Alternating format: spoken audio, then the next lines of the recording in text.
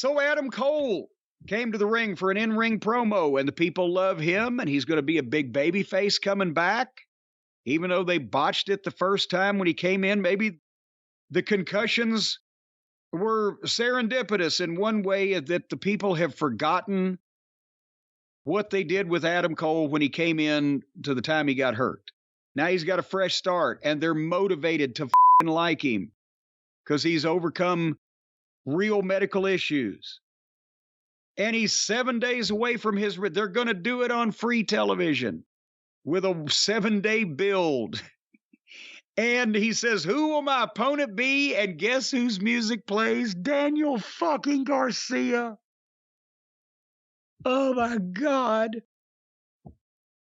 He's got sunglasses and a leather jacket on. Apparently, he's trying to look like somebody. I don't know who that somebody is.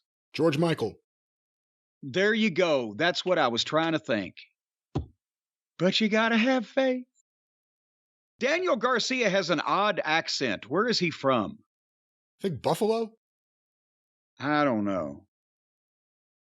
Now, here the problem is, now we've got who we know is not a real physically impressive looking fucking kid, Daniel Garcia. Adam Cole. Well, no. Daniel Garcia is not very physically impressive looking. We've seen him wrestle here recently. We haven't seen Adam in a while. Oh, come on. Daniel Garcia is standing there next to Adam Cole, and it looks like a fucking 145-pound middle schooler staring down a defendant in juvenile court. Garcia's all street thugged out, and there's Adam. He looks smaller than he ever has, and he's wearing street clothes and a jacket, a windbreaker. And he looked tiny wearing that. That's the problem. That's the thing. Adam told him off well, but first you can't mean to tell me that if he's ready to come back, that you couldn't try to pop some kind of rating by having some major name or some top guy, Jericho, perhaps. Although he'd have to do the job, so that would be ixnayed. But he's got to go through Garcia first.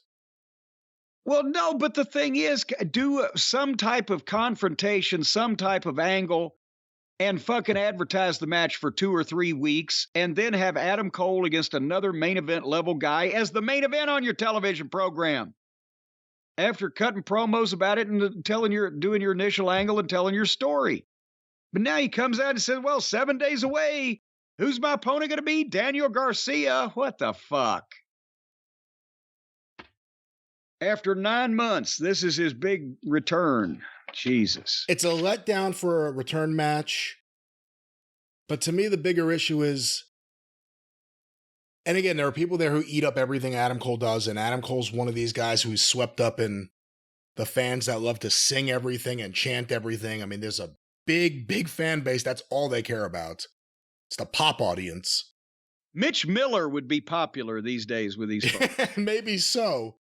But Adam Cole looks smaller than ever before. And I don't buy anything he's saying because he looks smaller than my kids. And they're going to send him Garcia. You know, Garcia, he looks like he's in shape for a younger guy. He's going to look great next to Adam Cole. Adam Cole's not going to look that special. And that's not the idea. It's supposed to be the other way around. And I just worry because I didn't like Adam Cole's first run at all. I'm sick of him saying baby in the fucking promo nonstop. I don't know if that's the reaction you're supposed to have. But he is so tiny. And I think they're going to go all the way. They're going to probably set him up for MJF at some point, you got to imagine. But I don't think he's the guy. And I worry that they may think more of Adam Cole than they should. I'm not saying, don't use him. I'm not saying he's not a good, in this role, babyface for the show, but make sure you understand there's a cap on that. Especially because of how he looks. He's so tiny. Well, I know. I mean, he's so tiny, this guy. Just scrawny.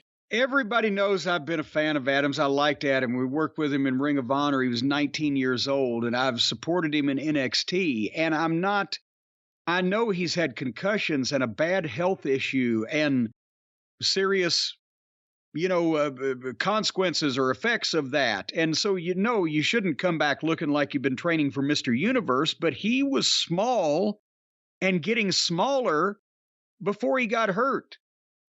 So unless there's something else that is medically or physically gone on to prevent, I don't know, eating? I don't know.